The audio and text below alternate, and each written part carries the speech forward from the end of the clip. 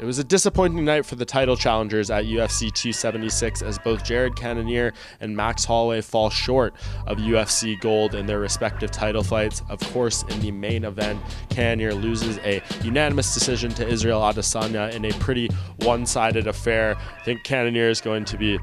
kicking himself down the line when he looks at this fight and sees how he was really not able to execute a solid game plan, and when things were going downhill for him,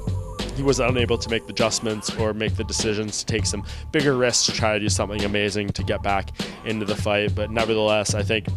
this is probably how a lot of people predicted the fight to go in terms of him taking a loss here, and it's curious where he goes from here. Of course, at 37 years old, he worked for a very long time to get to this title opportunity, and it does not go his way, and he's now going to kind of have to regroup and see what makes sense. He's already fought a lot of that kind of top 7 in this division right now at 185 pounds, but if you look at the rankings and what could potentially be a good rebound fight for him, I think you look at one of the other middleweights who lost on this card in Uriah Hall, who suffered a defeat to Andre Muniz on the prelims in a fight where he was unable to escape the grappling prowess of the Brazilian. Now I think he probably wants a matchup against a striker, and Cannonier would most certainly give him that. As far as the co-main event, Max Holloway suffers a unanimous decision defeat to Alexander Volkanovski in their highly anticipated trilogy bout, the most lopsided of the 3 fights between these two so far. Holloway really had no answers for what Volkanovski was bringing, and he really struggled to get any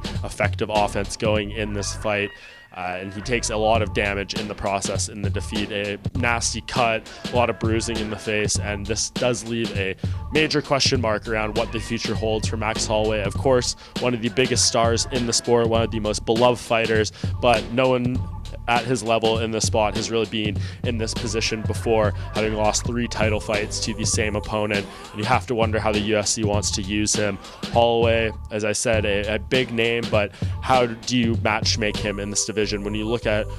the rankings right now, who's coming up, what makes sense, you don't want to put him against a guy that is potentially on the cusp of a title shot, because if he wins, I don't think there's much of a market for a 4th Volkanovski fight right now, and if he loses, obviously that's a big win for the other side, but is a high risk, as we've seen Holloway doesn't lose to anyone in this weight class besides Volkanovski at this point. I do think the door is open for a move up to 155, but I think he needs to be very smart in how he approaches that. Last time we saw him in that division, he struggled against Dustin Poirier. I think he needs to take a good amount of time off, put the mass on, put the strength on in a proper way, and see if he could give those guys some issues in a division up. But as far as a specific opponent, it's really hard to know, because we don't know what division he's going to be at. We don't know how much time he's going to want to take off after suffering quite a bit of damage in this fight. So a lot of question marks around Holloway. As I said, this rivalry with Volkanovski, the door is closed, and I think as long as Volkanovski is the champion,